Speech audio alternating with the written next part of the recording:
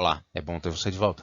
Nessa próxima decisão, nós vamos examinar um caso que trata da possibilidade de adoção de elemento fático contido no voto vencido do Tribunal Regional para conhecimento e provimento de recurso em revista, sem que se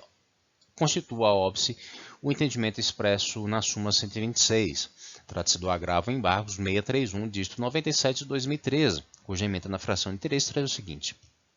O entendimento dessa subseção segue no sentido de que os elementos fáticos contidos no voto vencido somente não poderão ser considerados se forem contrariados no voto vencedor, integrando o acórdão por força do artigo 941, parágrafo 3º do CPC. No caso dos autos, o voto vencedor proferido no regional não desconstitui o elemento fático determinante para a solução da controvérsia.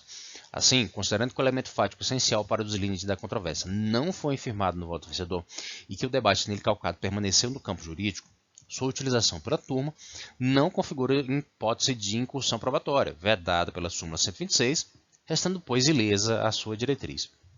Então, o que se tem aqui é, novamente, a questão atinente à natureza extraordinária da instância que constitui o TST e do recurso de revista.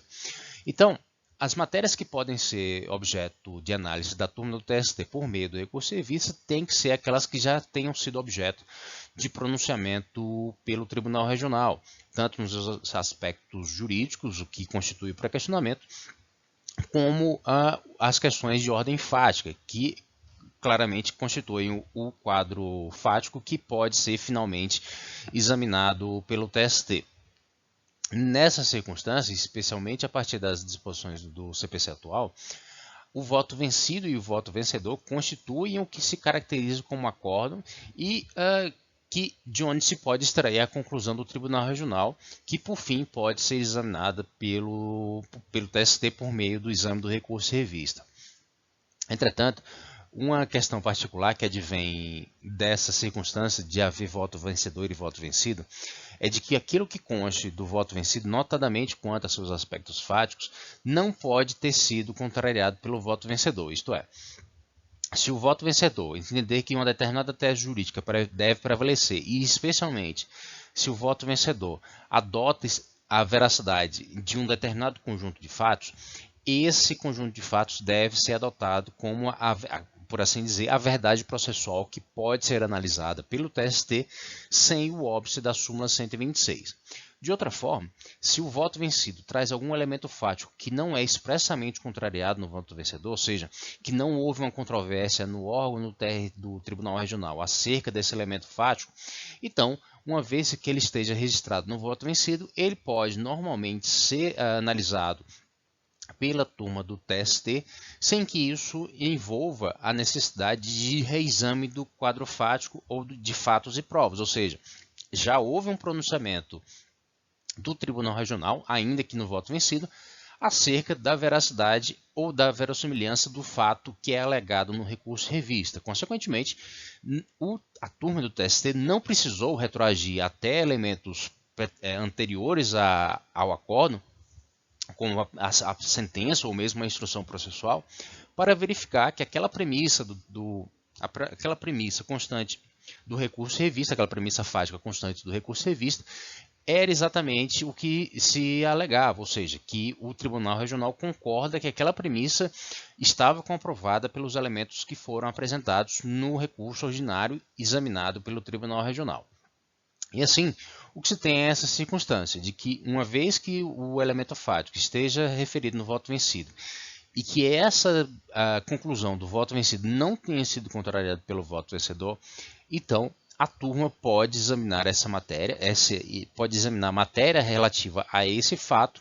sem que haja necessidade ou sem que se caracterize o revolvimento do conjunto fático probatório, muito menos que se verifique o óbice no entendimento expresso na súmula 126. E assim, então, o conhecimento e eventual provimento desse recurso de revista não encontra óbice na súmula 126 ou em qualquer outro elemento atrelado à impossibilidade de revisão de fatos e provas que se vincula à atuação jurisdicional do TST. Então, um elemento importante aqui de ordem prática é que caso, tanto para advogados, tanto para quem advoga, quanto para quem eventualmente analisa as peças processuais, é essa questão de se ter bastante presente se o elemento fático no qual se baseia a premissa da pretensão recursal, está referida nos votos proferidos pelo Tribunal Regional e que, caso essa premissa, esse elemento fático, esteja constante no voto vencido, se o voto vencedor chegou ou não se pronunciar acerca desse elemento tratado no voto vencido, que eventualmente tenha sido adotado como verídico pelo voto vencido. Ou seja, caso você esteja diante de uma situação como essa, tanto como advogado como analisando peças processuais no âmbito como agente do judiciário,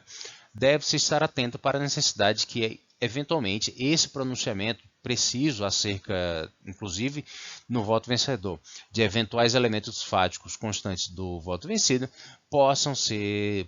necessitar de esclarecimentos, ainda que por meio de embargos de declaração. E no outro aspecto, caso se confirme uma situação como essa, em que haja a pretensão recursal posta no recurso de revista, esteja baseada em elementos fáticos constituídos no voto vencido e que não tenham sido contrariados pelo voto vencedor, a cognição da matéria pelo TST é plenamente admissível quanto a esse aspecto que está atrelado à súmula 126. Se bem, se a pretensão recursal quanto ao pré-questionamento e a satisfação de outros pressupostos intrínsecos e extrínsecos se torna outra matéria, mas quanto à óbice relativa à súmula 126, esse julgamento expressa de que não se caracteriza qualquer tipo de óbice processual derivado da simples circunstância de que o elemento fático adotado pela turma esteja constante no voto vencido, apenas no voto vencido, mas que não tenha sido contrariado pelo voto vencedor. E mais uma vez, em vídeos anteriores nossos, nesse canal, se pode examinar essa distinção que se deve fazer no âmbito do recurso de revista acerca de pré-questionamento, que se volta à questão jurídica que foi examinada pelo regional e que é apresentada como base para a pretensão recursal, e aquilo que é o quadro fático que pode ser examinado pelo TST e que eventualmente pode encontrar óbice na súmula 126. Então, mais uma vez, eu agradeço pela oportunidade de ajudar você a entender melhor o direito do trabalho e do processo do trabalho. Se essa decisão ou alguma outra matéria lhe chama a atenção, deixe indicado nos comentários e eu posso preparar um vídeo específico para tratar disso. Eu peço que você deixe seu like, assine o canal e divulgue esse material com outras pessoas que possam ter nele interesse. Eu agradeço mais uma vez e nos vemos no próximo vídeo. Até mais!